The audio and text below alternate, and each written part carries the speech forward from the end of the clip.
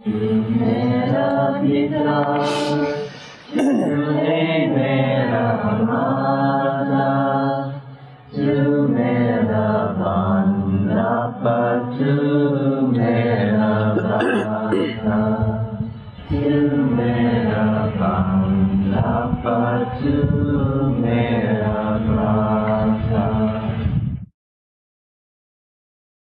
परमात्मा गुरुदेव सावण कृपाल ਦੇ ਚਰਨਾਂ ਵਿੱਚ ਨਮਸਕਾਰ ਹੈ, ਜਿਨ੍ਹਾਂ ਨੇ ਸਾਨੂੰ ਆਪ ਦਾ ਜਸ਼ ਕਰਨ ਦਾ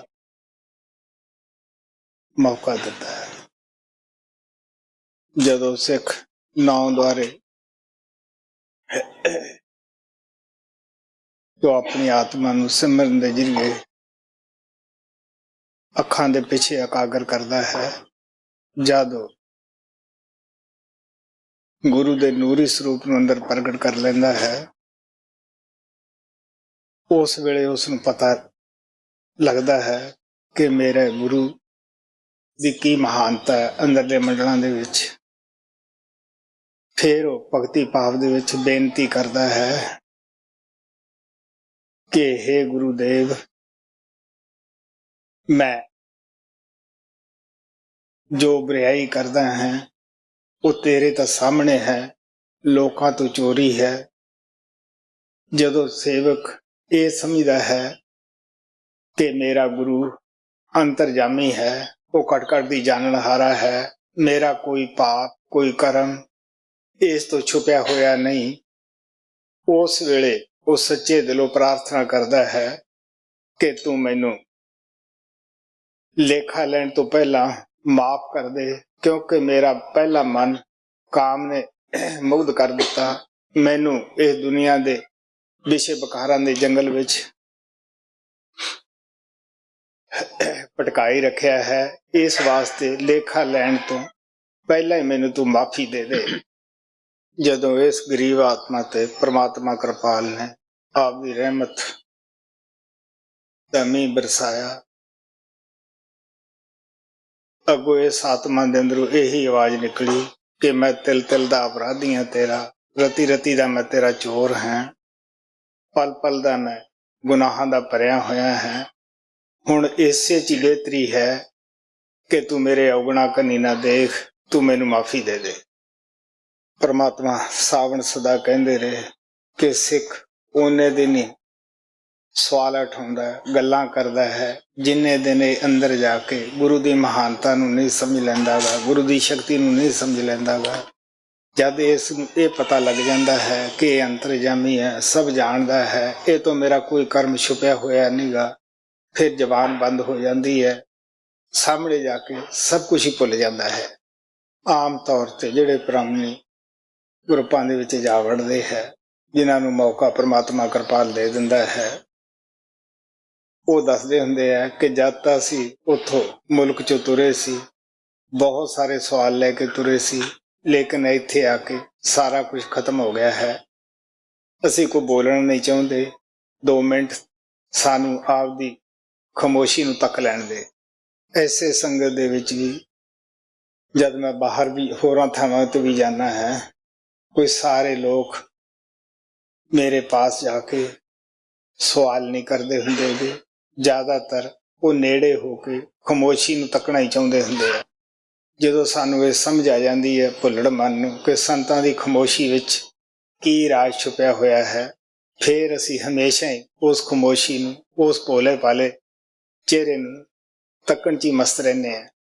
ਸੱਚਾ ਸਿੱਖ ਜਦ ਅਭਿਆਸ ਦੇ ਜ਼ਰੀਏ ਆਪਣੀ ਆਤਮਾ ਤੋਂ ਸਥੂਲ ਸੂਖਸ਼ਮ ਕਾਰਨ ਪੜਦੇ ਲਾ ਲੈਂਦਾ ਹੈ, ਉਹ ਦੁਨੀਆ ਦੀਆਂ ਹਰ ਮੰਗਾਂ ਤੋਂ ਉੱਪਰ ਉੱਠ ਖੜਦਾ ਹੈ। ਉਹਨੂੰ ਦੁਨੀਆ ਦਾ ਕੁਝ ਵੀ ਨਹੀਂ ਚਾਹੀਦਾ ਗਾ, ਸਿਰਫ ਉਹ ਮਨਮੋਹਣੀ ਮੂਰਤ ਜੋ ਦਿਲ ਨੂੰ ਖਿੱਚਦੀ ਹੈ, ਜਿਸ ਮੂਰਤ ਨੂੰ, ਜਿਸ ਰੂਪ ਨੂੰ ਸੰਤਾਂ ਨੇ ਸੋਹਣਾ ਕਿਹਾ ਹੈ, ਮਨਮੋਹਣਾ ਕਿਹਾ ਹੈ, ਸਿਰਫ ਉਸੇ ਨੂੰ ਉਹ ਤੱਕ ਕੇ ਖੁਸ਼ ਰਹਿੰਦਾ ਹੈ। ਉਹਦੀ ਹਾਲਤ ਉਸ ਮੱਛੀ ਦੀ ਤਰ੍ਹਾਂ ਹੋ ਜਾਂਦੀ ਹੈ ਜਿਸ ਦਾ ਪਾਣੀ ਨਾਲ ਪਿਆਰ ਹੁੰਦਾ ਹੈ, ਪਾਣੀ ਦੇ ਵਿੱਚੋਂ ਬਾਹਰ ਕੱਢੀ ਨਹੀਂ, ਫੜ ਕੇ ਮਰੀ ਨਹੀਂ। ਇਸੇ ਤਰ੍ਹਾਂ ਸਿੱਖ ਵੀ ਅਗਰ ਉਸ ਦੇ ਸਰੂਪ ਨੂੰ ਇੱਕ ਸਕਿੰਟ ਲਈ ਵੀ ਓਲੇ ਹੋਇਆ बर्दाश्त नहीं कर सकता गा। वो चाहता है कि मैं सदा ही इस मनमोहनी मूर्त नूं अगे बिठा के तकदा रवां। प्यारिओ, संत सतगुरु जद आपदे सेवक नूं शब्द नाम दा भेद दिंदे है, आपदा नूरी स्वरूप शब्द स्वरूप सेवक दे अंदर रख दिंदे है, वो बड़ा प्रकाशमान स्वरूप हुंदा है, बड़ा ही वो शांत हुंदा है। वो सेवक दी सदा अंदरों अगवाई करता है और वो भुल गुरु हुंदा है, वो भुलदा नहीं गा। हमेशा ही सेवक जद उस स्वरूप नूं अंदर प्रगट कर लैंदा है, ओदा मन भी जिहड़ा विषय विकारां दी अग विच सड़दा सी जलदा सी, वो अग्नि शांत होके ठंडा बर्फ की तरह हो जाता है। परमात्मा सावन आपदे सत्संग अंदर कई दफा एक कहानी सुणाउंदे सी कि अमीर खुसरो मल्तान दे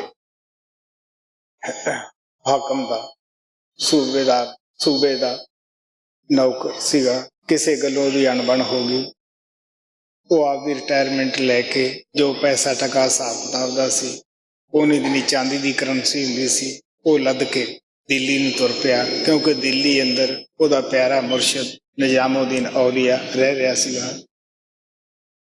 अगे ऐसी करनी हुई कि एक सिख ने आपदी लड़की की शादी करनी सी और उस गरीबी ने दबाया होया सीगा। उन्हें ख्याल किया कि जाके पीर तो कुछ ना कुछ लियाइए। वो जाके बेनती करन लग्या कि जी मैं लड़की की शादी करनी है, मेरी कुछ मदद करो। वो कहने लगे तू बैठ बई, जो कुछ सानू चढ़ावा चढ़ेगा वो तुसी लै जाओ। मालिक दी मौज हुई, कुछ भी ना आया। कहंदे होर एक दिन इंतजार कर, फिर भी ना आया कुछ। तीसरे दिन फिर इंतजार की, जब कुछ भी ना आया, वो सेवक नाराज होने लग्या और निजामुद्दीन औलिया कहने लग्या देख भी प्यारिया, आ मेरी जुत्ती है, होर तां मेरे कोल कुछ है नहीं गा, ये तू ले जा। उन्हें टुटे हुए दिल नाल जुत्ती चुक ली कि जदों परमात्मा ना देवे फकीरां ने की देना सीगा। और वो जुत्ती लेके तुरया। अग्गों अमीर खुसरो गुरुआं दे दर्शनां नूं आ रहा सीगा। ओनू महक आउण लग पई। जिवें जिवें वो बंदा नेड़े आउंदा जावे उवें उवें महक जिहड़ी सी वो ज्यादा बढ़दी गई।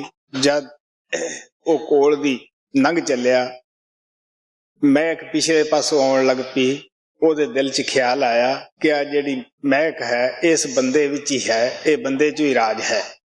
वो पिछा हट के कहन लग्या तू कित्थों आया है, कित्थे जाना है।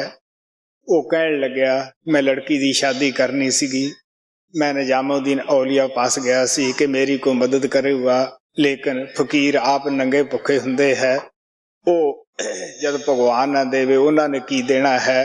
वो कहन लग्या वो तेनू कुछ दिता भी है। वो कहन लग्या हाँ, आ मैनू एक जुत्ती दिती है। वो कहन लग्या कि एदा की लेना तैं। वो कहन लग्या भी मैं की लेना सीगा, जो तेरी मर्जी है तू दे दे। वो कहन लग्या देख भी प्यारिया, मैं इसदा मुल तां तार नहीं सकदा गा, क्योंकि वो मुल वस्तु है मेरे गुरु दे पवित्र चरनां दे नाल लगी हुई है। लेकिन जो कुछ मेरे विच हैसियत है वो मैं तेनू दे दिना है। एक ऊंट बाल बच्चों का रख के धन दा, बाकी दे सारा जो कोले जिंदगी का कमाया होया सी सारा ही उसनू दे दिता।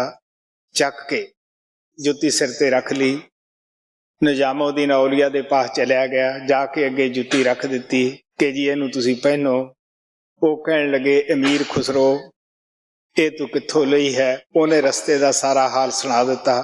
कहन लगे की तैं दिता। वो कहन लगा जी जो कुछ सी मैं वो दे दिता, लेकिन एदी की कीमत है वो तो मैं तार नहीं सकिया।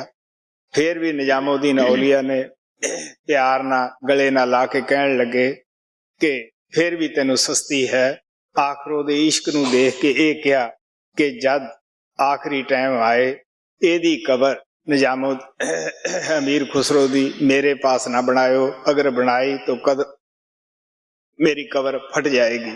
कहण दा भाव कि जदों मुर्शद दा इश्क, गुरु दा इश्क, गुरु दा प्यार जाग पैंदा है, ऐसा सेवक दुनिया दी कोई वस्तु मंगण वास्ते तैयार नहीं हुंदागा। वो मंगदा है तो गुरु ही मंगदा है, गुरु दा प्यार ही मंगदा है।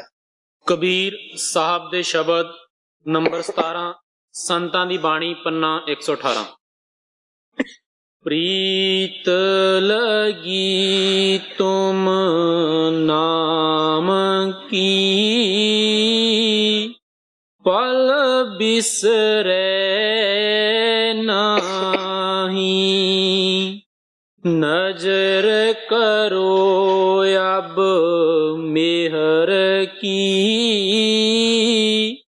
मोहे मिलो गोसाई। कबीर साहब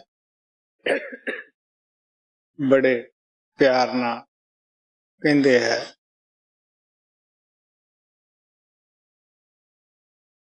कि मेरी प्रीत तेरे नाम नाल लग गई है।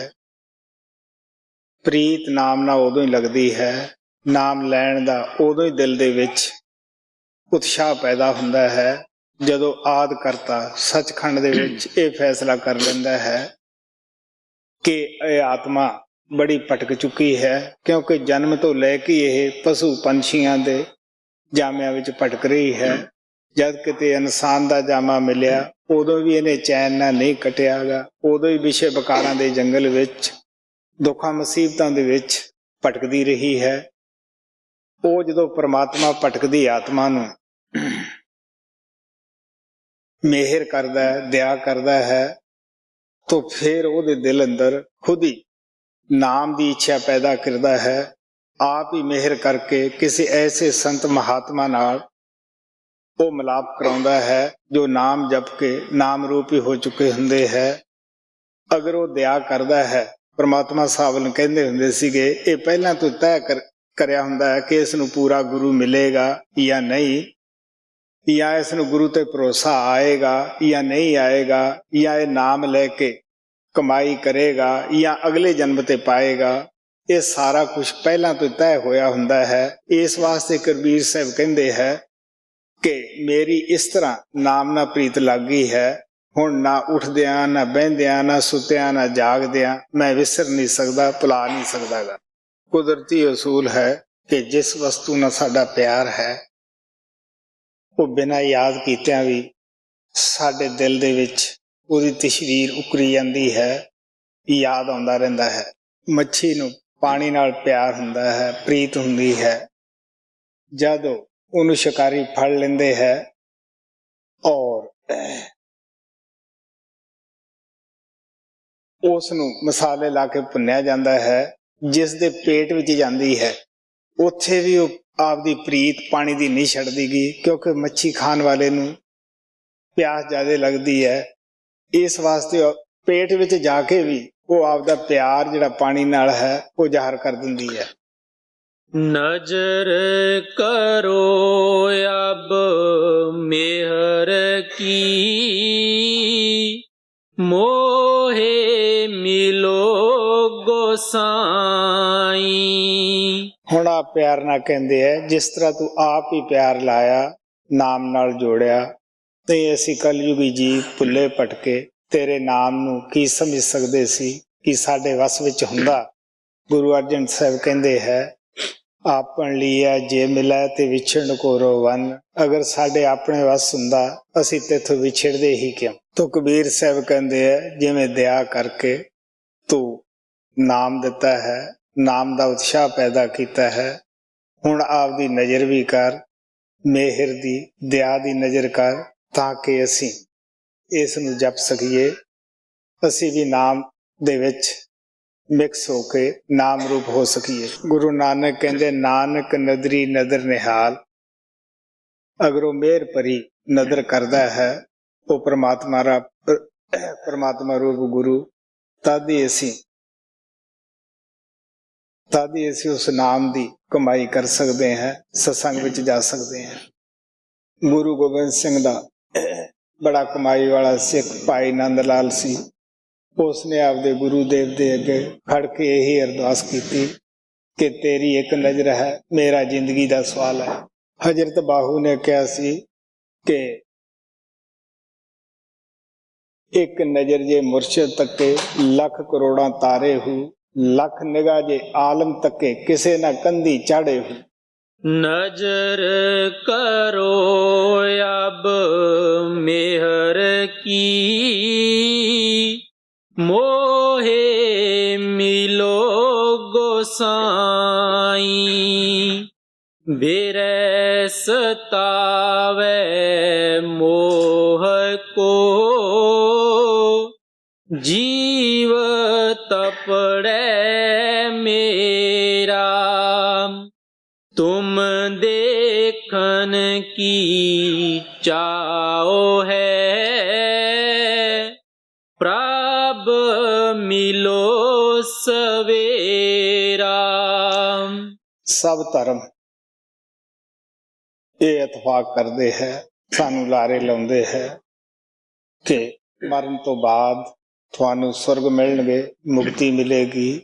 लेकिन संत दे विच ना विश्वास नहीं कर देगे। वो कहते ये सच नहीं, पता नहीं मरिया पिछों मुक्ति मिलेगी या साडी की हालत होएगी।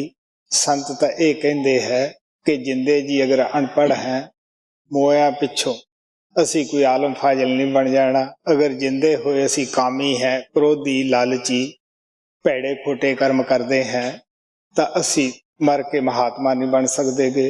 संत तो ये कहते हैं कि जिंदे जी महात्मा बनना है, जिंदे जी परमात्मा नू पाउणा है, जिंदे जी मुक्ति हासिल करनी है।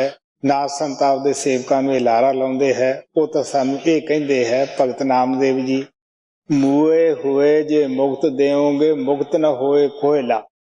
कबीर साहब ऐसी पत्नी दी मिसाल दिंदे है जेड़ी पेकियां कर बैठी पति दे संदेश दी इंतजार करदी है।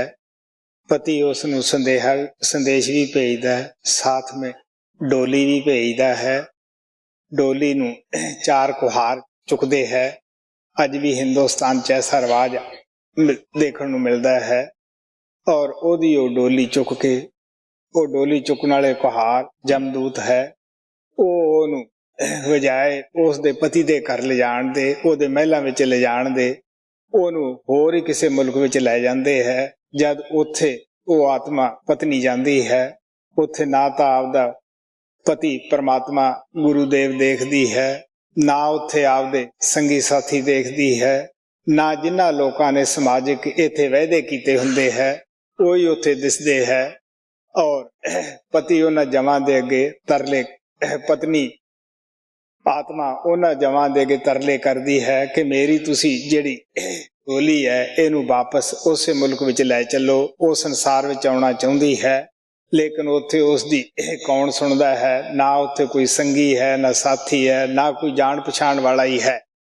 महात्मा सानू ऐसी पत्नी दी मिसाल दे के भी समझाउंदे है कि जिवें कोई पत्नी जंगल विच रात दे वक्त रस्ता भुल जाती है, पति तो विछड़ जाती है, और ਉਹਨੂੰ कोई ऐसा आगू मिल जाता है ਜਿਹੜਾ ਉਹਦੇ ਨਾਲ वायदा करता है कि मैं रस्ते दा जानू है, मैं तेनू आराम नाल तेरे घर पहुंचा दूंगा।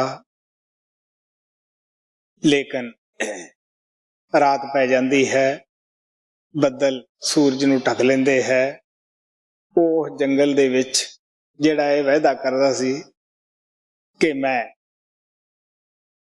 रस्ते दा वाकिफ है, वो खुद ही इत्थे विषे बकारां दे जंगल विच आप भुल जाता है। वो भाई या प्रोत पुजारी सारे इस श्रेणी विच आ जाते हैं जिहड़े कि ये वायदा करते हैं कि असी सब रस्तियां दे वाकिफ हैं, तुहानू असी आराम ना करे पहुंचा देवांगे। वो पत्नी जद उत्थे देखदी है कि जिसने मेरे नाल वायदा कीता सी ये खुद ही आप जंगल दे विच भुलिया फिरदा है, इनू खुद ही रस्ते दा नहीं पतागा। इस वास्ते वो पत्नी हैरान भी हुंदी है, परेशान भी हुंदी है कि मैं ऐसे आगू दा क्यों ਲੜ ਫੜ ਲਿਆ ਹੈ। ਇਸ ਵਾਸਤੇ ਸੰਤ ਮਹਾਤਮਾ ਸਾਨੂੰ ਪਿਆਰ ਨਾਲ ਕਹਿੰਦੇ ਹੈ ਕਿ ਸਾਨੂੰ ਉਸ ਦੇ ਲੜ ਲੱਗਣਾ ਚਾਹੀਦਾ ਹੈ ਕਿ ਜਿਹੜਾ ਖੁਦ ਇਹਨਾਂ ਰਸਤਿਆਂ ਦਾ ਵਾਕਫ ਹੈ। ਸੰਤਾਂ ਦੀ ਡਿਊਟੀ ਬਾਹਰ ਨਾਲੋਂ ਅੰਦਰ ਬਹੁਤ ਵੱਧ ਜਾਂਦੀ ਹੈ। ਗੁਰੂ ਨਾਨਕ ਕਹਿੰਦੇ ਵਿਖੜੇ ਦੌ ਨੰਗਾਵਾ ਮੇਰਾ ਸਤਿਗੁਰ। ਅੱਗੇ ਬੜੇ ਹੀ ਵਿਖੜੇ ਰਸਤੇ ਹੈ, ਬੜੇ ਹੀ ਕਾਲ ਨੇ ਐਸੇ ਕੁर्रे ਬਣਾਏ ਹੋਏ ਹੈ ਕਿ ਜਿਹਦੇ ਵਿੱਚੋਂ ਐਸੀਆਂ ਭੂਲ ਭੁਲਾਈਆਂ ਬਣਾਈਆਂ ਹੋਈਆਂ ਹਨ। ਬਗੈਰ ਜਿਹੜਾ ਰਹਿਬਰ ਰੋਜ਼ ਉੱਥੋਂ ਦੀ ਜਾਂਦਾ ਆਉਂਦਾ ਨਹੀਂਗਾ, ਜਿਹੜਾ ਰੋਜ਼ ਦਾ ਵਾਕਫ ਨਹੀਂਗਾ, ਉਹ ਸਾਨੂੰ ਉਹੀ ਲਿਜਾ ਸਕਦਾ ਹੈ। ਦੂਸਰਾ ਸਾਨੂੰ ਕਿਸ ਤਰ੍ਹਾਂ ਲਿਜਾ ਸਕਦਾ ਹੈ? ਨਾ ਉੱਥੇ ਪੜ੍ਹਿਆ ਲਿਖਿਆ ਲਿਜਾ ਸਕਦਾ ਹੈ, ਨਾ ਕੋਈ ਵਿਦਵਾਨ ਲਿਜਾ ਸਕਦਾ ਹੈ। तुम देखण की चाओ है, प्रभ मिलो सवेरा। नैना तर से दर्श को, पल पलक ना लागे। ਹੁਣ ਆਪ ਕਹਿੰਦੇ ਆ ਸਿਰਫ ਤੇਰੇ ਦਰਸ਼ਨਾਂ ਦੀ ਤਾਂਘ ਹੈ, ਤੇਰੇ ਪਿਆਰ ਦੀ ਤਾਂਘ ਹੈ, ਤੇਰੇ ਮਿਲਾਪ ਦੀ ਤਾਂਘ ਹੈ। ਅੱਖ ਨਾਲ ਅੱਖ ਪਲਕ ਨਾ ਪਲਕ ਨਹੀਂ ਲੱਗਦੀ ਗੀ ਕਿ ਕਦ ਇਹਨਾਂ ਪਲਕਾਂ ਵਿੱਚ ਆਵੇ ਮੈਂ ਇਹਨਾਂ ਪਲਕਾਂ ਨੂੰ ਬੰਦ ਕਰ ਲਵਾਂ, ਨਾ ਮੈਂ ਖੁਦ ਕਿਸੇ ਨੂੰ ਦੇਖਾਂ, ਨਾ ਮੈਂ ਤੈਨੂੰ ਕਿਸੇ ਨੂੰ ਦੇਖਣ ਦੇਵਾਂ। कबीर साहब कहते हैं जब आवे तू आँख में आँख चाप में लूं, ना मैं देखा और को ना तुझे देखण दे। परमात्मा कृपाल सदा मजनू लैला दी मिसाल दे के समझाउंदे हुंदे सीगे। बेशक उन्हां दा मजाजी इश्क सीगा, लेकिन वो विषे वकारां दे विच लिबड़े होए नहीं सी। उन्हां दा अखां दा प्यार सी, बड़ी मुहब्बत सी। वो एक दिन कोई ऊंट वाला ਲੇਲਾਂ ਦੇ ਸ਼ਹਿਰ ਨੂੰ ਜਾ ਰਿਹਾ ਸੀਗਾ। ਮਜਨੂ ਉਸ ਦੇ ਨਾਲ ਸਾਥ ਰਲ ਗਿਆ। 12 ਮੀਲ ਉਹ ਲੇਲਾ ਨੂੰ ਸੁਨੇਹੀ ਦਿੰਦਾ ਗਿਆ, ਉਹਨੂੰ ਇਹ ਕਹਿਣਾ ਹੈ ਉਹ ਕਹਿਣਾ ਹੈ। ਇਤਨੀ ਗੱਲ ਉਹ ਕਰਦਾ ਕਰਦਾ 12 ਮੀਲ ਚਲਿਆ ਗਿਆ, ਲੇਕਿਨ ਉਹ ਲੇਲਾਂ ਦੀ ਕਹਾਣੀ ਜਿਹੜੀ ਸੀ ਖਤਮ ਨਹੀਂ ਹੋਈ। ਉਦੋਂ ਪਤਾ ਲੱਗਿਆ ਕਿ ਮੈਂ ਊਂਠ ਦੇ ਨਾਲ ਇਤਨਾ ਭੱਜਿਆ ਹੈ।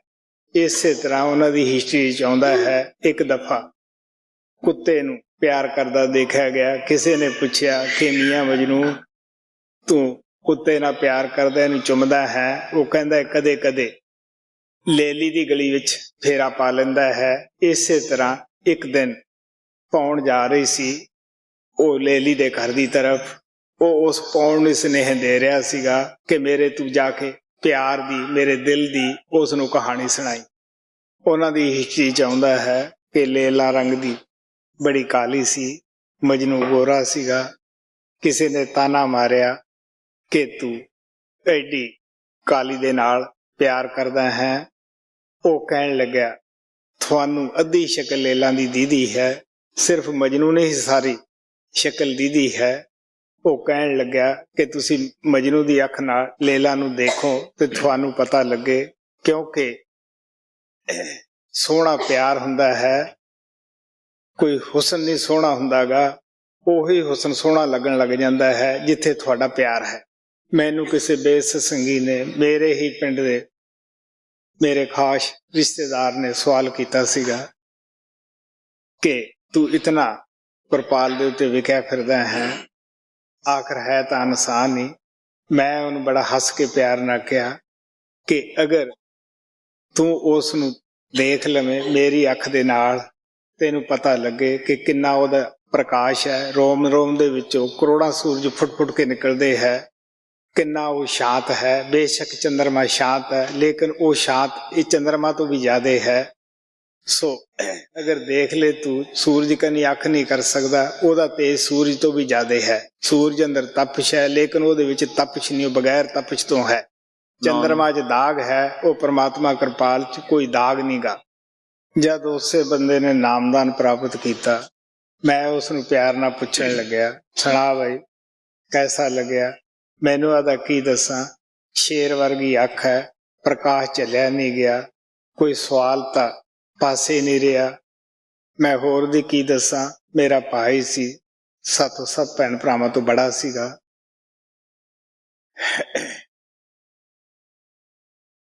ਉਹਦੇ ਦਿਲ ਦੇ ਵਿੱਚ जद मेरे वास्ते हमदर्दी दी लहर उठी, मैनू कहन लग्या तेरे उत्ते कृपाल ने जादू कर दिता है, तेरा दिमाग ठीक नहीं जिहड़ा सारा दिन ही उसनू सुता जागदा गाई जाना है। चल अंबरसर तेरे असी बिजलियां लवा लेइए, तेरा पागलपन ठीक हो जाएगा।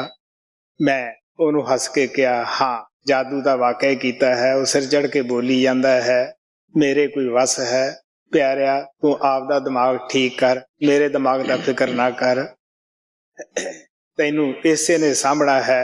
जब उसकी मौत आई कुछ ही साल होए है, आखिरी टाइम आया, बाहरों अचानक तुरया आया, आके कहन लग्या कि मैनू 4 कसाइयां ने पकड़ लिया है। थोड़े टाइम बाद कहन लग्या कि मैनू उस परमात्मा कृपाल ने बचा लिया है, साम लिया है। पहला मेरे परिवार दे विचों कोई सत्संग ते नहीं आउंदा सी, कोई नामदान नहीं लैंदा सी। उस तो बाद सब ने नामदान भी लिया, हर सत्संग ते भी आउंदे है। सो पता लगदा है जद गुरु दी संभाल देखते हैं या गुरु का प्यार देखते हैं या उन्हां दी तलीम के उत्ते अमल करके असी अंदर जाके अखां नाल उस सच्चाई नूं खुद देख लेने हैं। मैं जद कैलगरी कनेडा विच सत्संग करने वास्ते गया, उत्थे अमरीकन बजुर्ग माता आई,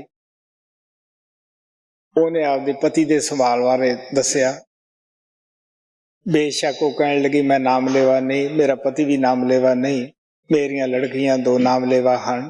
घर दे अंदर थोड़ी गुरु कृपाल दी हमेशा चर्चा रहिंदी सी, असी बड़े सुन के खुश हुंदे सी, सानू भी बड़ा भरोसा सीगा।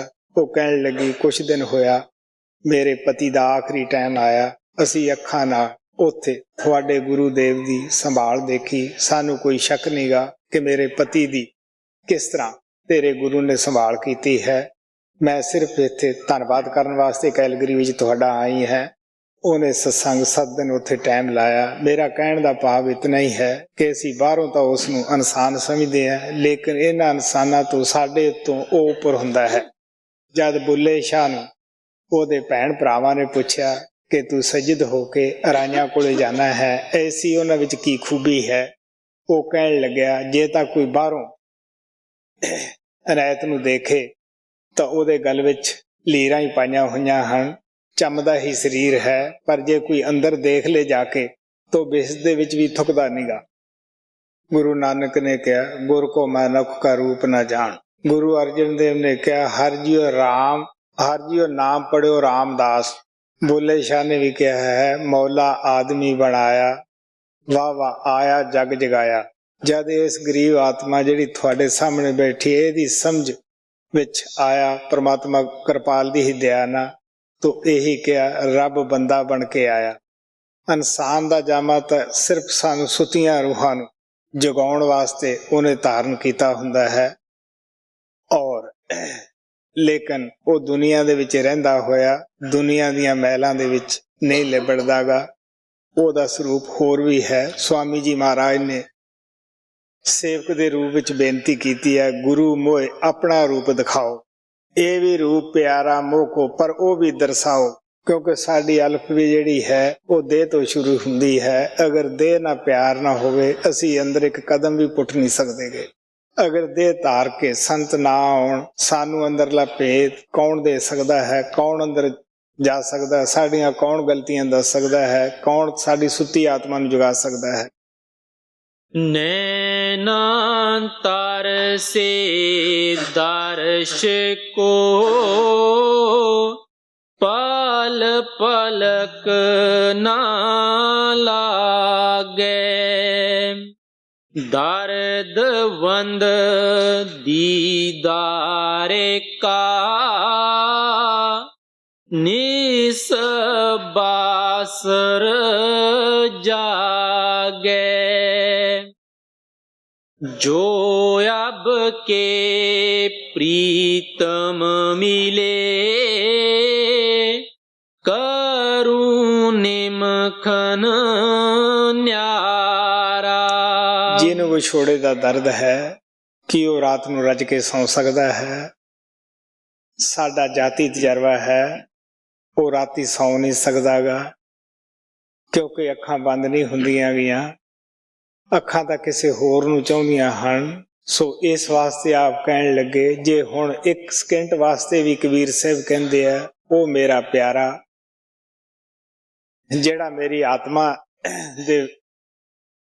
ਆਤਮਾ ਦਾ ਪਿਆਰਾ ਹੈ, ਅਗਰ ਹੁਣ ਮਿਲ ਜਾਵੇ, ਇੱਕ ਵਾਰੀ ਵੀ ਉਹ ਪਰਦਾ ਖੋਲ ਕੇ ਅੰਦਰ ਦਰਸ਼ਨ ਦੇਵੇ, ਮੈਂ ਉਸ ਨੂੰ ਇੱਕ ਸਕਿੰਟ ਵਾਸਤੇ ਵੀ ਨਿਆਰਾ ਨਾ ਕਰਾਂ।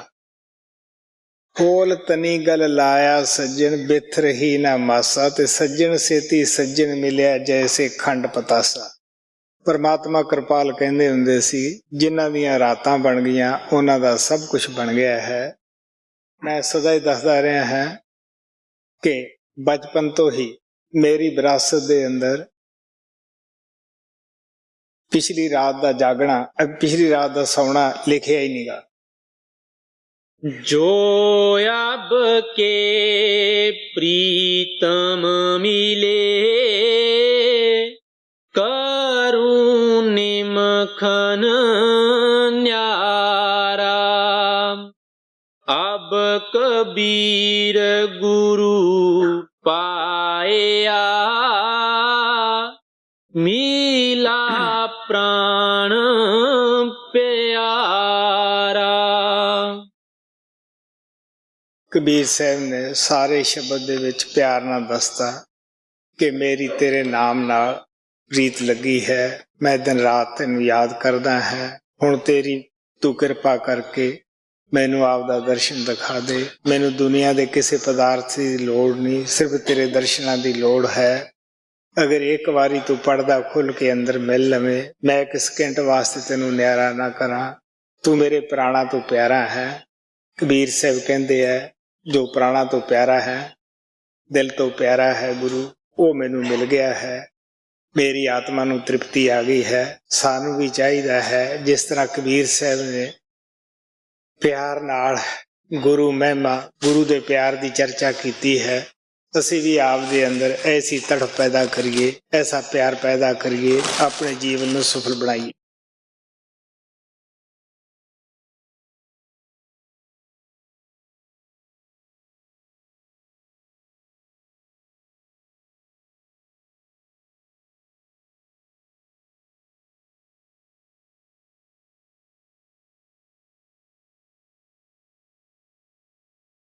क्या जितने भी लोग हैं इस दुनिया में, जल्दी या देर से, क्या एक दिन सभी लोग पूरे गुरु के पास आ जाएंगे?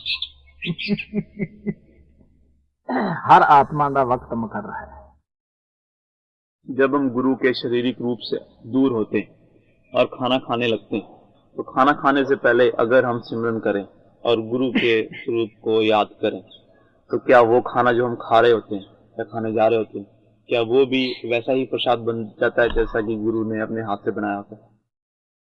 जब तुम याद करोगे तो क्यों नहीं प्रसाद बनेगा। जैसे ख्याल रखोगे वैसा ही ਤੁਹਾਡੇ ਖਾਣ ਵਾਲੇ ਖਾਣੇ ਉੱਤੇ ਅਸਰ ਪਏਗਾ। ਸੱਚਾਈ ਤਾਂ ਇਹ ਹੈ ਕਿ ਸਤਸੰਗੀ ਨੂੰ ਜਦ ਵੀ ਖਾਣਾ ਚਾਹੀਦਾ ਹੈ, ਆਪਣੇ ਗੁਰੂ ਦੇਵ ਦਾ ਧਿਆਨ ਹਮੇਸ਼ਾ ਹੀ ਦਿਲ ਵਿੱਚ ਰੱਖਣਾ ਚਾਹੀਦਾ ਹੈ। ਬਲਕਿ ਇਹ ਕਹਿਣਾ ਚਾਹੀਦਾ ਹੈ ਕਿ ਤੂੰ ਮੈਨੂੰ ਦਿੱਤਾ ਹੈ, ਮੈਂ ਖਾ ਰਿਹਾ, ਤੇਰਾ ਦਿੱਤਾ ਹੀ ਖਾ ਰਿਹਾ, ਤੇਰੀ ਬੜੀ ਦਇਆ ਹੈ, ਮਿਹਰ ਹੈ। ਦਲਹੌਜੀ ਕੁਝ ਸੰਗਤ ਬੈਠੀ ਸੀਗੀ, ਸਭ ਦਾ ਅੱਗੇ ਸੇਵਾਦਾਰਾਂ ਨੇ ਖਾਣਾ ਪਾ ਦਿੱਤਾ। तो सारी संगत इस तरह हाथ जोड़ के अखां बंद करके बैठी थी। महाराज सावण सिंह दा फुलका तैयार सीगा।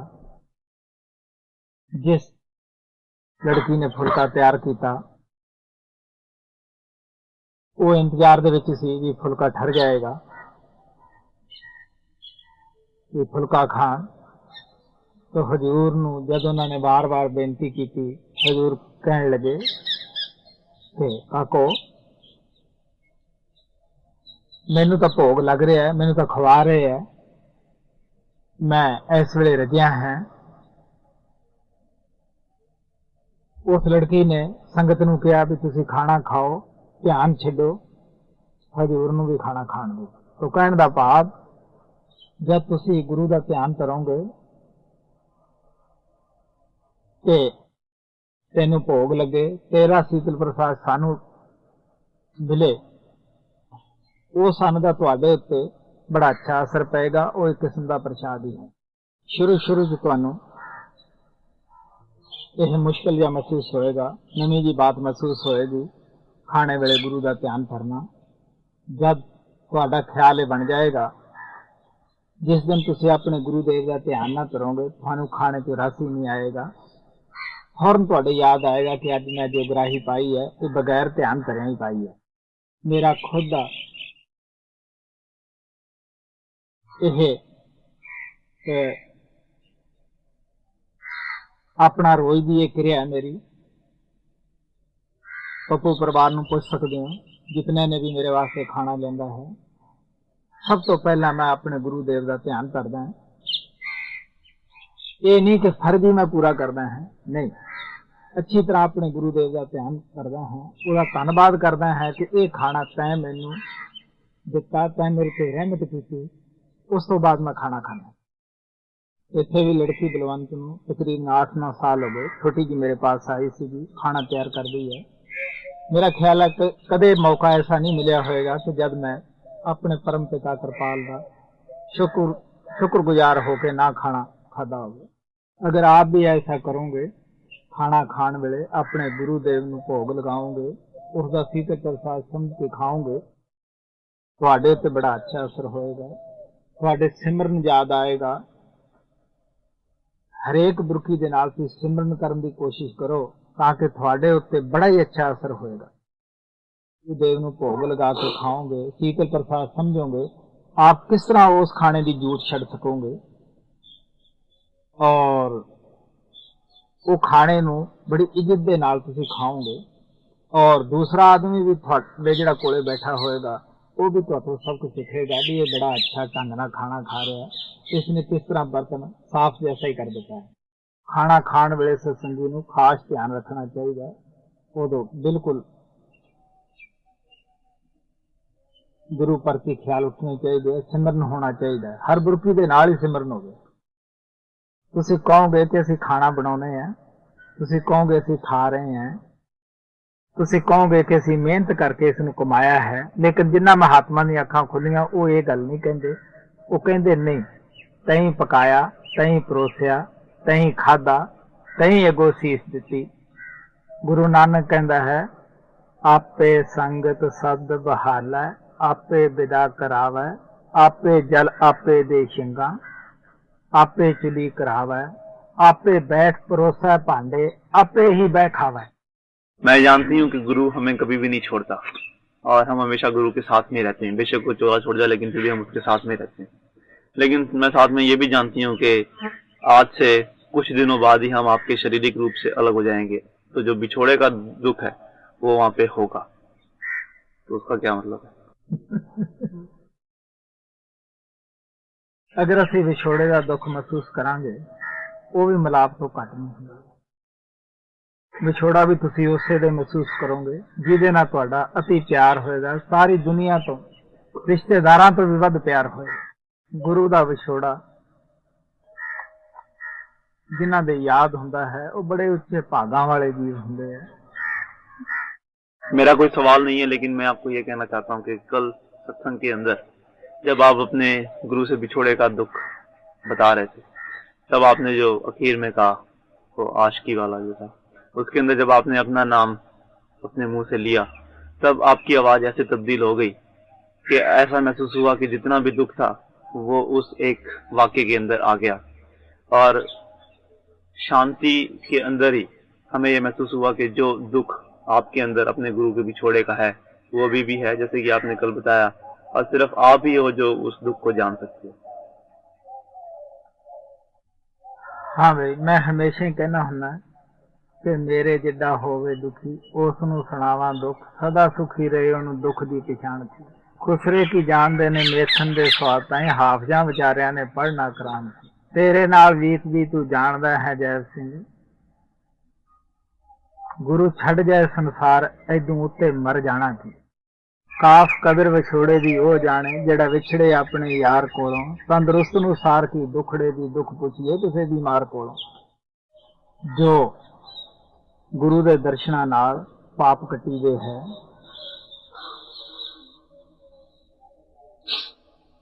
ਸ਼ਿਸ਼ ਜਦ ਗੁਰੂ ਸੰਸਾਰ ਨੂੰ ਛੱਡ ਜਾਂਦਾ ਹੈ, ਉਹਨਾਂ ਦਰਸ਼ਨਾਂ ਤੋਂ ਵਾਂਝਾ ਰਹਿ ਜਾਂਦਾ ਹੈ। ਸਾਨੂੰ ਪਤਾ ਹੀ ਹੈ ਕਿ ਜਿਹਦੇ ਅੰਦਰ ਉਹ ਪ੍ਰਗਟ ਹੋ ਜਾਂਦਾ ਹੈ, ਸਾਡੇ ਹਰ ਸਵਾਲਾਂ ਦਾ ਜਵਾਬ ਦੇਗਾ, ਸਾਡੇ ਨਾਲ ਹਮਦਰਦੀ, ਸਾਡੇ ਗੁਰੂ ਜਿੰਨੀ ਰੱਖੇਗਾ, ਸਾਡਾ ਆਦਰ ਸਤਿਕਾਰ ਵੀ ਕਰੇਗਾ, ਇਹਦੇ ਵਿੱਚ ਕੋਈ ਸ਼ੱਕ ਨਹੀਂ ਗਾ।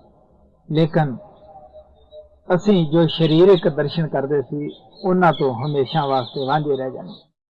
शायद मेरा सवाल इतना जरूरी नहीं है, लेकिन ये मेरे मन के अंदर ऐसे मैं आपसे पूछ लूं। मैंने एक किताब के अंदर ये पढ़ा कि जब बाबा सावन सिंह जी ने चोला छोड़ा तो उनके कई सेवकों ने आत्महत्या कर ली। तो मैं जानना चाहती हूँ कि उन आत्माओं के साथ क्या हुआ।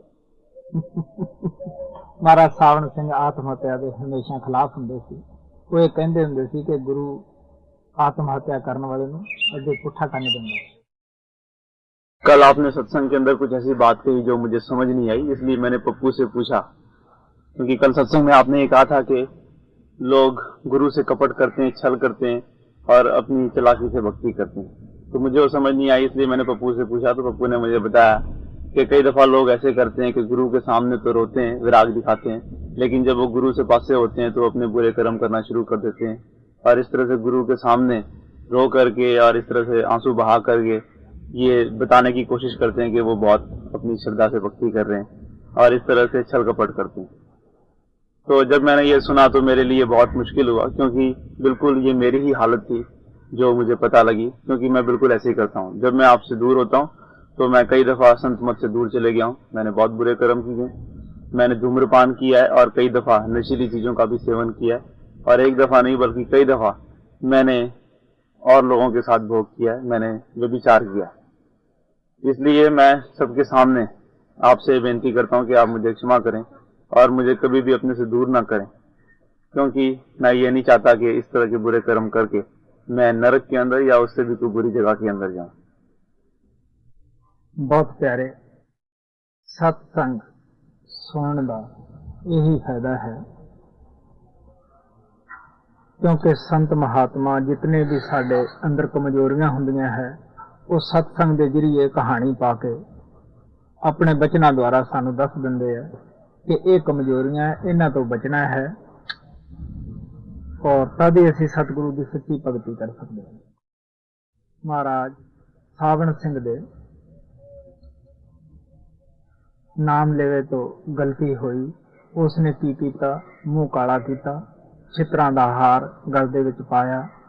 महाराज सावन सिंह सत्संग करके हटे सीगे, उठ पिया, कहन लग्या जी मैनू माफ कर दो। बाबा जी कहन लगे महाराज सावन सिंह जी बई सुन, एक औरत सी, उसने एक बकरा रखिया सी, एक बांदर रखिया सी। औरत ने खाना तैयार किया, दिल च ख्याल आया कि मैं दही लियावां, तो बाजार दे अंदर दही लैन चली गई। बांदर चलाक सी, बांदर ने की कीता, जो खाना तैयार किया सीगा ओदा सारा खा लिया, दूध वगैरह पिया सी वो भी पी लिया, और उस तो बाद की कीता उसने जिहड़ा बकरा सीगा ओदे गल दे विचों रस्सा कढ दिता और अपने गल दे विच रस्सा पा के बैठ गया। उसके मुंह नूं थोड़ा बहुता सामान लगा दिता ताकि देखण वाला ये कहे भाई जो कुछ खादा पीता है बकरे ने खादा है। वो औरत बाहरों आई, उसने की कीता, एक सोटा लिया, वो बकरे नूं उसने काफी कुटिया, मारिया। कोई आदमी ये शैतानी वेख रहा सीगा। हुण बांदर मौज नाल रजिया बैठा, वो कहन लग्या देख इस बकरे बेचारे दा की कसूर है। कसूर तो वह भले मानस दा है जिहड़ा अखां मीची पिया है, तमाशा देख रहा है।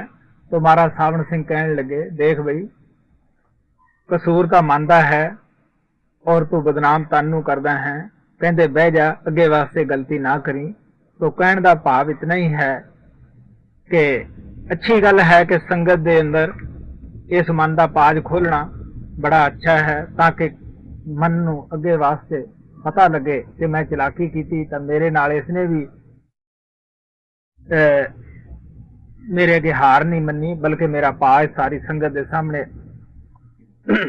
नंगा किया। लेकिन नाल ये भी हिदायत है कि अगे वास्ते हुशियार रहना है, क्योंकि मन कबीर ने चंचल घोड़ा कहा है, सिमरन दा लगाम इसनूं पाई रखना है। याद रखो, जिन्ना असीं मन दे ऐबां उपर पड़दा पावांगे उन्ना ही मन मजबूत होकर ज्यादा ऐब करेगा, क्योंकि उन्हें पता, मन भी हुशियार हो जाता है कि मेरी गल तो किसी को करदा नहीं और मेरा तो हुणे दास हो चुका है। अगर मन में पता लग जाए कि हुण मेरे वस च नहीं, ये मैनू नंगा करेगा, लोगों आगे मेरी बेपती करेगा, तो मन काफी हद तक सुधर जाता है। याद रखो, सत्संगी नूं कदे भी भुल नहीं जाना चाहिए ऐब करन लग्या भी सानू कोई देख नहीं रहा, क्योंकि सतगुरु थोड़े अंदर बैठा है शब्द रूप होके, वो जरूर देख रहा हुंदा है। लेकिन संत पढ़दा पोश हुंदे है। महाराज कृपाल कहंदे हुंदे सी कि उन्होंने खुली डोरी छड्डी हुंदी है कि शायद ये अज भी समझे और सानू हमेशा वास्ते अपने गुरुदेव नूं हाजिर नाजिर समझना चाहिए, क्योंकि साडी हर करतूत हर हरकत नूं देख रहा है। कबीर साहब कहंदे किए पाप रखे तले दराए, परबिट पे नादान जब पूछे धर्मराए। कुदरत कानून नूं याद रखो, असीं चैलेंज नहीं कर सकते गे। कुदरत कानून जो है वो किसी का लिहाज नहीं करता गा, हर एक का लेखा जोखा वो करन लगी पई है। जरा सोच के देखो, जब असी दान पुण्य करते हैं, नेक कर्म करते हैं, उदों तो असी चर्च अंदर मंदिर अंदर जाने हैं, अपना नाम भी इश्तिहारां के अंदर कढ़ते हैं कि असी इतना दान किया। लेकिन जब कोई किसी ने पाप करना हुंदा है, बाप बेटा भी बैठ के सलाह नहीं करते, जिसका मौका लग्या पाप कर लिया। लेकिन इस संसार दे विच तुहानूं पता ही है, असी पुन्नां दा भी इनाम भोग रहे हैं, पापां की सजा भी दुनिया भोग रही है। पुन्नां दा इनाम की है? अच्छे घर पैदा होना, अच्छा दिमाग होना, तंदुरुस्ती होनी, अच्छे ख्याल होने, ये साडा पुन्नां दा इनाम है। पापां दा बदला की है? बीमारियां ज्यादा, गरीबी, दिमाग ठीक ना होना, ये पापां की सजा है। औले लंगड़े होना, ये पापां की सजा है। ये भी एक ऐसा असूल दुनिया भी है। लेकिन अंदर जाके देखिए तो बड़े बड़े नरक काल ने रचे हुए है, बड़े बड़े सजा उत्थे जीवां मलीन आत्मा नूं दित्तियां जा रही। गुरु अर्जन देव जी महाराज कहते हैं, पापी कर्म कमावंदे करदे हाय हाय, नानक ज्यों मत्थन मधानियां त्यों मत्थे धर्मराए। मैं एक अपने चश्मदीद वाक़े की तुहानूं कहानी दसना है। वो इस तरह है कि जीटी रोड के उत्ते एक्सीडेंट होया अज तो 35 साल पहला अमृतसर के पास। ट्रक आके गड्डियां दे विच वजया, 3-4 गड्डियां सन, उन्होंने ऊंट जुड़े हुए सी। 3 ऊंट मर गए, 1 ऊंट दीयां लत्तां टुट गईयां। बंदियां दी तां संभाल संभूल कीती, लेकिन जिहड़े ऊंट मर गए वो भी उत्थे पे। एक ऊंट जो जिउंदा सीगा उसकी किसी ने देखभाल नहीं करी, उसदियां लत्तां टुटियां सीगियां, जो मालक सन उसे तरह उसनूं छड्ड के चले गए। सोच के देखो कि उस जामे दे विच किहड़ी मां किहड़ी अदालत दे अगे जाके फरियाद कर सकदा सीगा भी मेरा कोई इलाज कराओ। लेकिन उसकी दर्द भरी मौत असीं देखी। हालांकि जिउंदा सी, वो की सी कि कां उस जिउंदे की कोशिश कर रहे सी अखां निकालण दी। हथ ओहदे नहीं सी कि जिहदे नाल ओह कावां नूं उड़ा सके। धौण ही सी और सुबह दा धौण दे नाल ही इस तरह हिला छड्डदा सीगा। लेकिन दिल ये कहंदा सीगा भी थोड़े बहुत टाइम बाद इसदी अखां निकालणगे, लेकिन ये जिउंदा होएगा। जो भी आदमी उत्थों की बस पे या ट्रक पे लंघदा सीगा, उस हालत करनी देख के सब भगवान नूं याद करदा सीगा कि आ देखो भी माड़े कर्मां दी सजा। जरा सोच के तुसीं देख लो, इंसान दा जामा तां किते उसनूं भी मिलिया होएगा, हो सकदा है तुहाडे साथ तो भी वो अच्छा होएगा। लेकिन इंसान दे जामे च भैड़े खोटे कर्म कीते, नाम की कमाई ना करनी, वो ऊंट के जामे च आया, लेकिन एक्सीडेंट होया, ਮਾਲਕਾਂ ਨੇ ਜਿੰਨਾ ਚਿਰ ਤੱਕ ਕੰਮ ਦਾ ਸੀਗਾ ਕੰਮ ਲਿਆ, ਜਦੋਂ ਕੰਮ ਦਾ ਨਾ ਰਿਹਾ ਕਿਸੇ ਨੇ ਉਸ ਦੀ ਦੇਖਭਾਲ ਜਾਂ ਪੱਠੇ ਜਾਂ ਕੁਝ ਨਹੀਂ ਉਹਦਾ ਕੀਤਾ, ਉਸੇ ਤਰ੍ਹਾਂ ਨੂੰ ਸੜਕ ਤੇ ਛੱਡ ਗਏ। ਲੇਕਿਨ ਸੋਚ ਕੇ ਦੇਖੋ, ਉਹ ਜਿਉਂਦਾ ਕੁਝ ਹਟਾ ਨਹੀਂ ਸਕਦਾ ਸੀ, ਅਦਾਲਤ 'ਚ ਕੋਈ ਦਰਖਾਸਤ ਨਹੀਂ ਕਰ ਸਕਦਾ ਸੀਗਾ, तो किस तरह जिਉਂਦੇ ਦੀ ਕਾਂ ਨੇ ਅੱਖਾਂ ਕੱਢੀਆਂ और पता नहीं वो कद बेचारा तड़फ के मरे। सिख इतिहास पढ़िया होएगा, बाबा बंदा बहादुर गुरु गोबिंद सिंह दा चोटी का सिख होया है। वो पहला पुंछ दे इलाके दा सी, कश्मीर दा शिकार खेडदा हुंदा सी। एक दिन शिकार दे अंदर उसने हिरनी नूं मारिया, हिरनी दे पेट अंदर बच्चा सी। जद उसने उस बच्चे नूं तड़फदे नूं देखिया, उथों उसनूं चोट लगी कि ओहो ये हुण किहड़ी अदालत दे विच जाके फरियाद करे और इस दी कौन सुनदा है, मैं किहड़ा जुल्म कीता। इस नूं देख के उसने नाम प्राप्त किया। गुरु गोबिंद सिंह की शर्म दे विच आके गुरु गोबिंद सिंह के बड़े हुक्मां का पालन किया और गिनती का वो सिख गुरु गोबिंद सिंह का होया।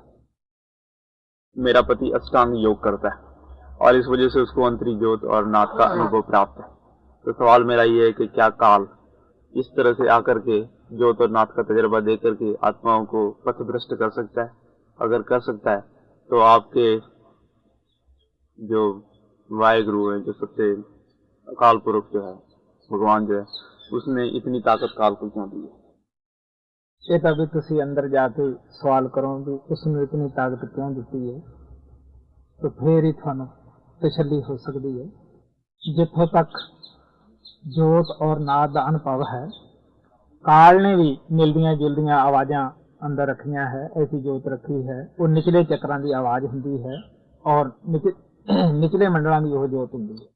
मैं दसदा हुंदा है कि इस जोत ने मैनू किस तरह शुरू दे विच मैं इस ते मस्त रहिंदा सीगा। मैं सोचदा सीगा कि जोत नाद दा हर एक जगह जिक्र है, मैनू वो दिसदी है।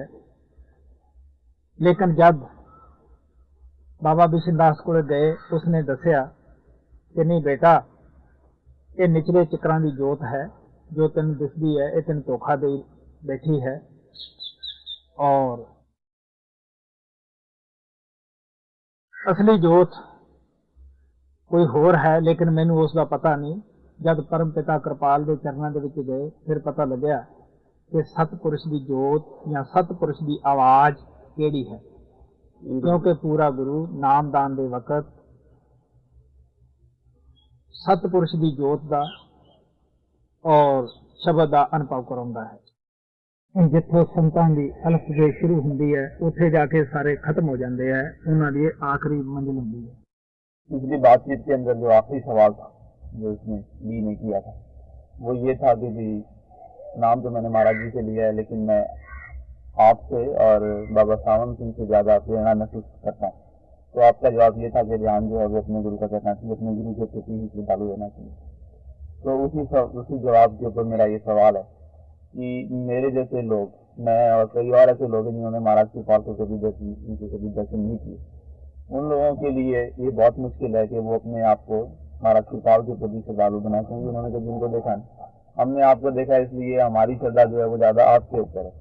और मेरी समझ में ये आता है कि अगर हमारी श्रद्धा और प्यार आपके लिए है और वो एक ही ताकत है, तो आपके प्रति श्रद्धालु रहने से जो हमारी श्रद्धा है वो महाराज जी के प्रति भी बनती है। हाँ भाई, हर सत्संगी ने प्रेम प्यार न सुनना चाहिए और अमल करना चाहिए। आप कभी भी ये ना सोचो कि सानू प्रतिनिधि द्वारा नाम मिला है, असि महाराज ने शरीर के रूप से नहीं देखा। ये एक सच्चाई है। गुरु ने तो आपने देखा है ना, वो तो आपके अंदर बैठा है ना, वो तो आपकी आत्मा ने समझा है ना। अगर मेरे नाल सानू प्यार है, मेरे पे श्रद्धा है, तो मेरा कहना मनो, मेरा यही कहना है कि जो तो है, युग तो है, सौ काया होर पलट गए। क्योंकि जिस स्वरूप द्वारा नाम दिता जाता है, अंदर जब भी प्रगट होएगा वही स्वरूप साडे अंदर प्रगट होएगा। ਸਾਡੀ ਅਗਵਾਈ ਕਰੇਗਾ। ਇਸ ਵਾਸਤੇ ਸਾਨੂੰ ਧਿਆਨ, ਮੇਰੇ ਨਾਲ ਤੁਹਾਡਾ ਪਿਆਰ ਹੈ, ਮੇਰਾ ਵੀ ਤੁਹਾਡੇ ਨਾਲ ਅਟੁੱਟ ਪਿਆਰ ਹੈ।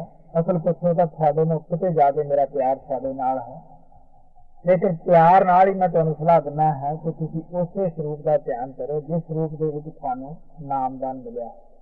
ਕਿਉਂਕਿ ਸਚਾਈ ਤਾਂ ਇਹ ਹੁੰਦੀ ਹੈ ਕਿ ਜਦ ਤੁਸੀਂ ਸ਼ਰਧਾ ਨਾਲ, ਪਿਆਰ ਨਾਲ ਇਸ ਉੱਤਰਾਧਿਕਾਰੀ ਨੂੰ ਮੰਨਦੇ ਹੋ, ਸ਼ਰਧਾ ਰੱਖਦੇ ਹੋ, ਜਦ ਤੁਸੀਂ ਉਹਦੇ ਸਾਹਮਣੇ ਜਾ ਕੇ ਬੈਠੋਗੇ, ਜਿਸ ਸਰੂਪ ਦੁਆਰਾ ਨਾਮ ਦਿੱਤਾ ਗਿਆ ਹੈ ਉਸ ਦਾ ਧਿਆਨ ਕਰੋਗੇ, ਅੱਗੇ ਤੁਹਾਨੂੰ ਉਹੀ ਸਰੂਪ ਨਜ਼ਰ ਦੇ ਵਿੱਚ ਆਏਗਾ। ਉੱਥੇ ਤੁਹਾਨੂੰ ਦੂਸਰਾ ਸਰੂਪ ਨਜ਼ਰ ਦੇ ਵਿੱਚ ਨਹੀਂ ਆਏਗਾ। ਇਹ ਕੋਈ ਮਹਾਤਮਾ ਕਰਾਮਾਤ ਨਹੀਂ ਦਿਖਾ ਰਹੇ ਹੁੰਦੇ, ਕਿਉਂਕਿ ਉਹ ਉਹਨਾਂ ਦਾ ਹੀ ਸਰੂਪ ਬਣੇ ਬੈਠੇ ਹੁੰਦੇ ਆ। ਉਹ ਉਹੀ ਤਾਕਤ ਉਹਨਾਂ ਵਿੱਚ ਪ੍ਰਗਟ ਹੁੰਦੀ ਹੈ। ਮੈਂ ਸਿੱਖ ਫੈਮਿਲੀ ਦੇ ਅੰਦਰ ਪੈਦਾ ਹੋਇਆ ਸੀਗਾ, ਗੁਰੂ ਗੋਬਿੰਦ ਸਿੰਘ ਦਾ ਆਕਾਸ਼ ਸੀਗਾ, ਕਿਉਂਕਿ ਹਰ ਇੱਕ ਨੂੰ ਪਤਾ ਜਿਸ ਫੈਮਿਲੀ ਦੇ ਅੰਦਰ ਬੰਦਾ ਪੈਦਾ ਹੁੰਦਾ ਹੈ, ਜੋ ਕਰਮਕਾਂਡ ਕਰਦੇ ਉਹੀ ਬੱਚੇ ਕਰਦੇ ਹੈ। ਬੇਸ਼ੱਕ ਮੈਂ ਗੁਰੂ ਗੋਬਿੰਦ ਸਿੰਘ ਦੇ ਦਰਸ਼ਨ ਨਹੀਂ ਕੀਤੇ ਸੀਗੇ, ਲੇਕਿਨ ਮੈਨੂੰ ਐਸਾ ਮਹਿਸੂਸ ਸੀਗਾ ਕਿ ਉਹ ਇਸ ਤਰ੍ਹਾਂ ਉਹਨਾਂ ਦੇ ਕਲਗੀ ਲੱਗੀ ਹੁੰਦੀ ਹੈ, ਇਸ ਤਰ੍ਹਾਂ ਦੇ ਉਹਨਾਂ ਦਾ ਤੀਰ ਹੈ, ਇਸ ਤਰ੍ਹਾਂ ਉਹਨਾਂ ਦੇ ਚੱਕਰ ਵਗੈਰਾ ਲੱਗਿਆ ਹੈ। ਮੈਂ ਇਸ ਚੀਜ਼ ਦਾ ਬੜਾ ਉਪਾਸਕ ਹੁੰਦਾ ਸੀਗਾ। ਜਦ ਬਾਬਾ ਸਾਵਨ ਸਿੰਘ ਦੇ ਚਰਨਾਂ ਦੇ ਵਿੱਚ ਗਏ ਦਿਲ ਦੇ ਵਿੱਚ, ਕਿਉਂਕਿ ਮਨ ਜਿਹੜਾ ਹੈ ਇਹ ਕੋਈ ਵੀ ਮੌਕਾ ਹੱਥ ਤੋਂ ਨਹੀਂ ਜਾਣ ਦਿੰਦਾ ਗਾ। ਮਨ ਨੇ ਫੌਰਨ ਕਿਹਾ ਤਾਂ ਇਸ ਮਹਾਤਮਾ ਨੂੰ ਮੰਨੀਏ, ਅਗਰ ਜੋ ਇਹ ਗੁਰੂ ਗੋਬਿੰਦ ਸਿੰਘ ਦੀ ਤਰ੍ਹਾਂ ਦਰਸ਼ਨ ਦੇਵੇ, ਬਸ ਥੋੜਾ ਚਿਰ ਬੈਠੇ, ਅਗਲੇ ਪਾਸੇ ਮੈਨੂੰ ਵੈਸਾ ਹੀ ਅਨੁਭਵ ਹੋਇਆ ਜਿਸ ਚੀਜ਼ ਨੂੰ ਮੈਂ ਮੰਨਦਾ ਸੀਗਾ। तो कहने का भाव जब महाराज सावन सिंह नूं, क्योंकि मैं आम मिलने का मौका मिलता रहिंदा सीगा, क्योंकि साडी पलटन ब्यास डेरे के पास रहिंदी सीगी। जब एक मैंने सवाल पूछा कि असी इस तरह का अनुभव किया, तुहाडे सिर उपर कलमी लगी सी, इस तरह पग उपर चक्कर सन। महाराज हस के कहने लगे, हाँ भाई, ਜਾਂ ਕੀ ਹੋਏ भावना जैसी हर मूर्त देखी कंते सी। वो कहने लगे जैसी तुहाडी भावना सी वही जिस पे श्रद्धा करते हो, अगर वो ताकत है तो पूरी करता है। याद रखो, सारी जिंदगी च ध्यान एक महात्मा का ही नशा करता है, अपना ध्यान नहीं बदलना। ध्यान जिन्होंने परम पिता कृपाल तो नाम मिलिया है उन्होंने दे रखना है। आप दे अंदर कोई रुकावट है, कोई शक है, तुसी मैनू पूछ सकते हो, मैं तुहाडी सेवा करने तैयार हाँ। महाराज सावन सिंह कहते होंगे सीगे, जब बाबा जैमल सिंह जी चोला छड्डदे सीगे उदों आगरे जाते होंगे सी। वो कहते होंगे सीगे कि उदों शेख प्रताप स्वामी जी महाराज का भाई मौजूद सीगा, उन्हां नाल उन्हां दा बड़ा प्यार सी।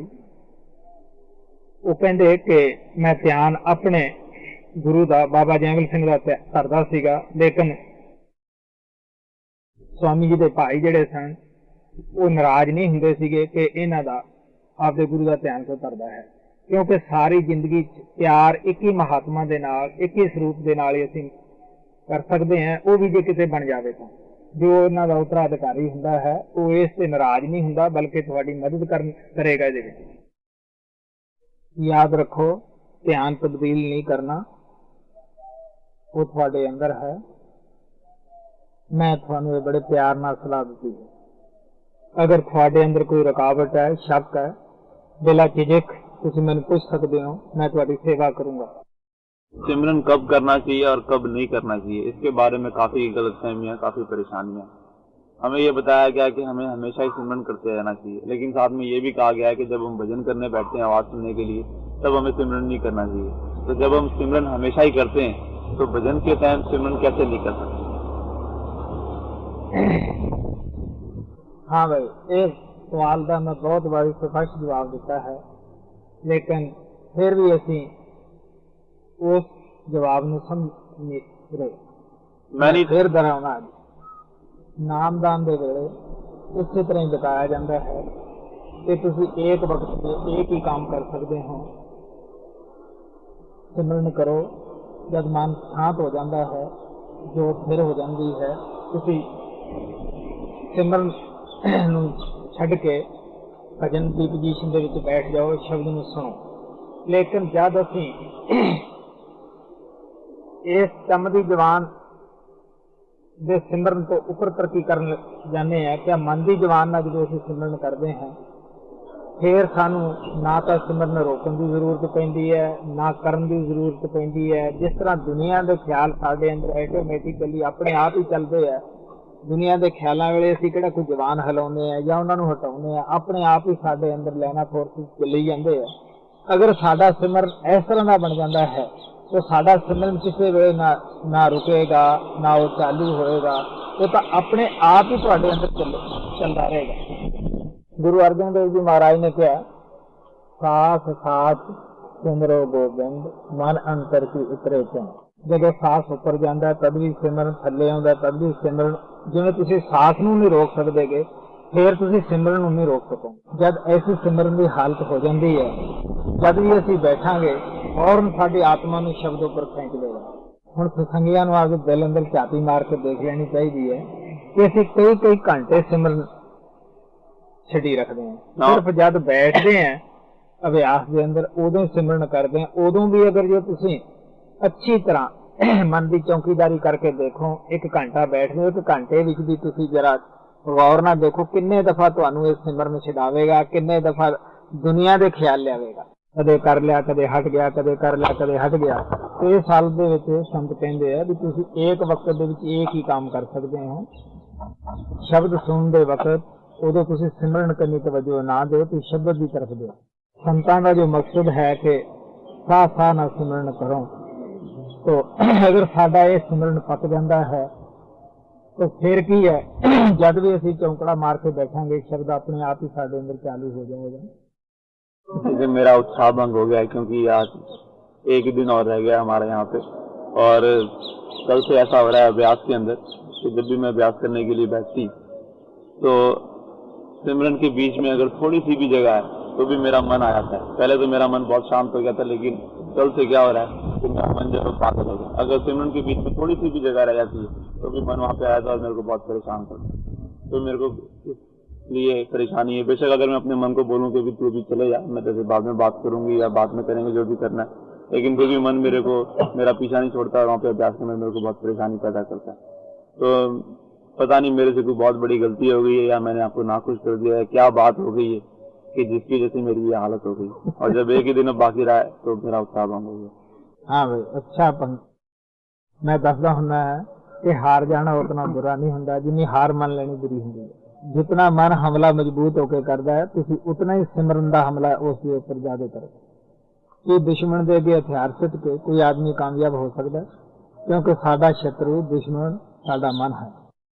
मजबूत रहना। अभ्यास के अंदर कई दफा ऐसा होता है कि जब मुझे नींद आ जाती है और जब मैं उठता हूँ तो मैं बहुत थकावट महसूस करता हूँ, लेकिन कई दफा ऐसा आता है कि जब अचेतन अवस्था आ जाती है कि जिसके अंदर ना तो मैं सोया होता हूँ ना मेरे को पता होता है कि मेरा कहाँ है। तो जब उस अवस्था से मैं जागृत होता हूँ तो मैं बहुत ही ताजगी महसूस करता हूँ।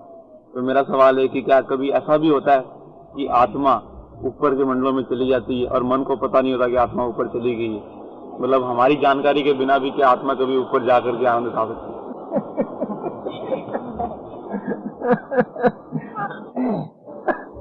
यारे त्रिकुटी तक मन साफ जाता है। मन ऐसा सुख नहीं, ऐसा ढिला नहीं, ऐसा कमजोर नहीं कि जिसनों ये ना पता लगे भी आत्मा हुण ऊपर चल रही है। त्रिकुटी तक पूरा मुकाबला करता है, वकील की तरह अगों रोकता है, दसदा है कि ऊपर क्या लेना जाके। पहली तो गल यह है कि मन आत्मा नूं अंदर वड़न ही नहीं दिंदा, बाहर ही बाहर रखने की कोशिश करता है। तो संगियां दा जिन्हां दा संघर्ष हुंदा है उन्हां नूं पता ही है कि बाहर मुखी किस तरह मन भटकाउंदा है। कदे किसी इंद्री नूं उदाले करता है, कदे किसी इंद्री नूं उदाले करता है, कदे काम नूं, कदे क्रोध नूं, कदे लोभ नूं, कितनियां इसने उदाले कर रखी हैं। एक दफा टूर के दौरान मेरे साथ भी वही ऐसी घटना हुई। मैं एक सत्संगी के साथ में यात्रा कर रही थी, तो एक बिल्ली थी, उसके ऊपर से हमारी गाड़ी चली गई और वो तकरीबन वहाँ पे मर गई। उसकी ऐसी हालत हो गई हम उसकी मदद भी नहीं कर सकते। हालांकि मैं उसकी मदद करना चाहती थी, लेकिन सत्संगी था मेरे साथ में, उसने मुझे कहा कि इसको यहाँ ही छोड़ दो, इसको जो इसके कर्म है भुगतने दो, क्योंकि महाराज कृपाल ने कोई ऐसी कहानी सुनाई थी जिसके अंदर जो इस तरह से जानवर हैं वो अपने कर्म भुगत के खत्म होते। तो मेरा सवाल ये है कि अगर ऐसी कभी घटना हो तो क्या उस जानवर की मदद करने की कोशिश करनी चाहिए या उसको अपने कर्म भुगतने के लिए वहीं छोड़ देना चाहिए? देखो भाई, महाराज साहब ਸਿੰਘ ਕਹਿੰਦੇ ਹੁੰਦੇ ਸੀ ਵਾਲ ਦੀ ਖਲ ਨਿਕਾਲਣ ਦੇ ਨਾਲ ਕੋਈ ਖਾਸ ਪ੍ਰਾਪਤ ਨਹੀਂ ਹੁੰਦਾ ਗਾ। ਅਗਰ ਅਸੀਂ ਕਿਸੇ ਦੀ ਮਦਦ ਕਰ ਦਿਆਂਗੇ ਤਾਂ ਕੋਈ ਬੁਰੀ ਬਾਤ ਵੀ ਨਹੀਂ ਹੁੰਦੀ ਜੀ। ਲੇਕਿਨ ਜੇ ਸਾਰਾ ਦਿਨ ਅਸੀਂ ਇਸੇ ਤਰ੍ਹਾਂ ਹੀ ਤੁਰੇ ਫਿਰੀਏ ਤਾਂ ਸਾਡਾ ਜੀਵਨ ਦਾ ਨਿਰਵਾਹ ਵੀ ਨਹੀਂ ਹੋ ਸਕਦਾ।